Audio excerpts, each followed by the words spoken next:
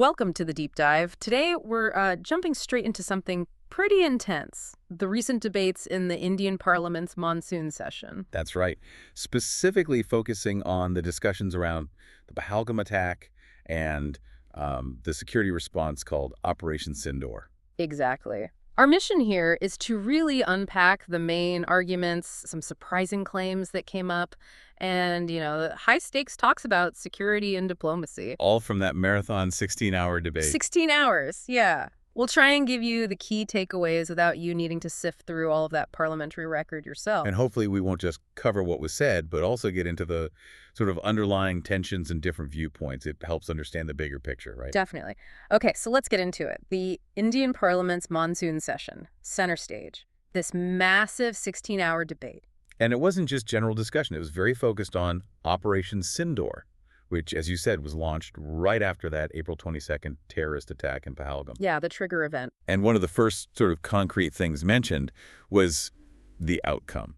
Home Minister Amit Shah confirmed it in the debate. What was that? That 3 terrorists, the ones responsible for the Pahalgam attack, were eliminated. Okay. And this happened through a specific joint operation. They called it Operation Mahadev. Mahadev, right. That involved the Indian Army? The Army, the CRPF, that's the Central Reserve Police Force, and the Jammu and Kashmir Police. So a joint effort. Showing a united front there. And this is where it gets really interesting politically, I think. How so? Well, the defense minister, Rajnath Singh, he was actually presiding over the Rajya Sabha discussion, the upper house. Right. And he was very firmly defending the government strategy, like really staunchly. Defending the operation itself. Yes, but also he specifically pushed back hard against any idea that there was outside pressure, external pressure for India to agree to a ceasefire. He flat out rejected that narrative. Oh, okay. So setting the record straight from their perspective on the international angle early on. Exactly. So with that military action and the government's defense laid out, things obviously got heated politically. Right. This is where the clash between Prime Minister Modi and the opposition really came into focus, wasn't it? Shaping the whole political mood. Totally. Let's talk about Modi's defense first. Yeah, his arguments were very assertive on the floor. He stressed the speed, saying the armed forces acted quickly, that they had a full free hand. A free hand, right. That term signals autonomy. Precisely. And he gave that very specific time frame, claiming the operation itself took only 22 minutes. Just 22 minutes. That's incredibly fast, if accurate. And he didn't stop there. He made a point of saying very clearly, no world leader asked India to stop, directly countering any speculation about, say, U.S. involvement or pressure. So projecting strength, decisiveness, and autonomy. Absolutely. It felt like a strategic move to, control the narrative, reassure people about the response, and counter any idea of weakness or external influence. And he also went on the offensive, didn't he, against the Congress Party? Oh, definitely. He brought up accusations of undermining national security, appeasement politics. Familiar lines of attack there. And even complicity in past territorial compromises. He specifically mentioned POK, Pakistan-occupied Kashmir, and the Indus Treaty. Wow. Bringing in POK and the Indus Treaty, that really widens the scope, linking current events to long-standing historical grievances. It does. It raises that question, doesn't it, about weaving history into present-day security debates. So, faced with these strong claims, how did the opposition push back? Well, Rahul Gandhi took the lead there. He really lambasted the prime minister's whole approach. What were his main points? He alleged things like poor preparedness, intelligence failures leading up to the attack itself. Okay, so focusing on the lead-up, not just the response. Right. And he also criticized the government, suggesting they cared more about, image management than actual substance. Style over substance. Yeah. And interestingly, he specifically called out former President Trump over those claims Trump apparently made about a ceasefire. So directly challenging Modi's assertion that no world leader intervened. Right, so tackling both the government's narrative on preparedness and the international aspect, particularly the Trump claims.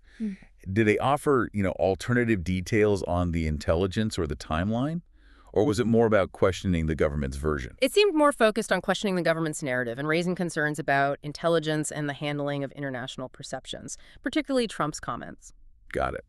So that brings us nicely to the whole diplomatic angle, which the opposition also hit hard on. Yeah, they didn't just focus on domestic politics. They raised claims about diplomatic failures, too. And connecting that to the bigger picture, you had MPs from the Trinamool Congress, the TMC, Right. arguing that India actually lost the narrative battle surrounding Operation Sindoor. Lost the narrative battle. How Yeah. so? Their point was that former President Trump's comments were dominating the media coverage globally, overshadowing India's own account of the operation.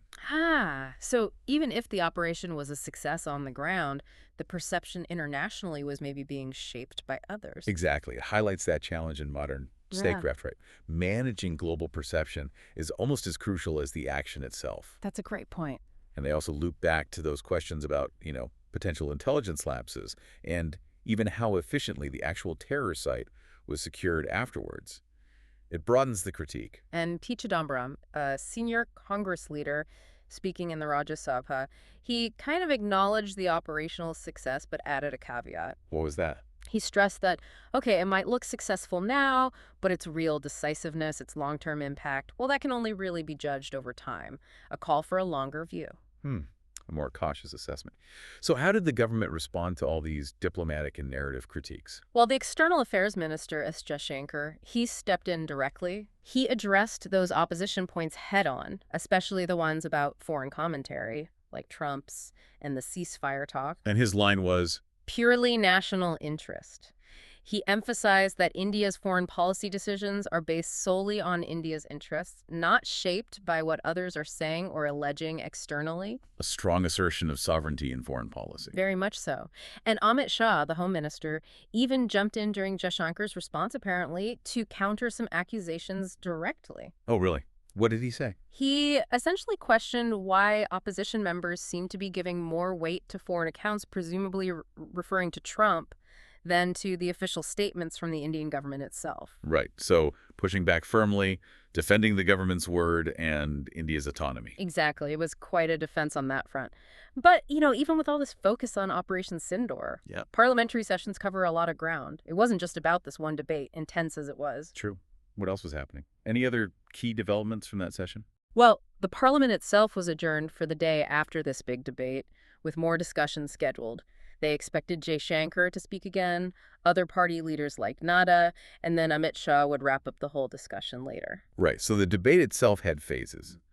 But anything else sort of unrelated that came up? Yeah, actually, amidst all the high-stakes security talk, there was a clarification from the government on something quite different Okay. about EPF withdrawals, the Employee Provident Fund. Ah, okay. More administrative. Exactly. They clarified that people don't actually need to submit any documents when making EPF withdrawal claims anymore, simplifying that process. It's a good reminder, isn't it, that even when national security dominates the headlines, the machinery of government keeps working on these other, more routine, but still important issues for citizens. Absolutely. So quite an exploration we've had here, looking at Operation Sindoor, the Pahalgam attack. Wow. We've covered the military side, the fierce debate in Parliament, and those diplomatic defenses. Yeah, multiple fronts playing out simultaneously.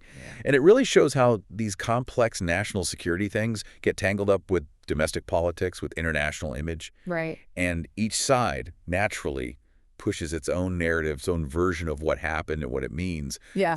It's the nature of governance, really. And for you listening in, this deep dive hopefully gives a clear picture of how a major event like the Pahalgam attack sends ripples right through the top levels of government, impacting policy, diplomacy, and public conversation. It definitely does.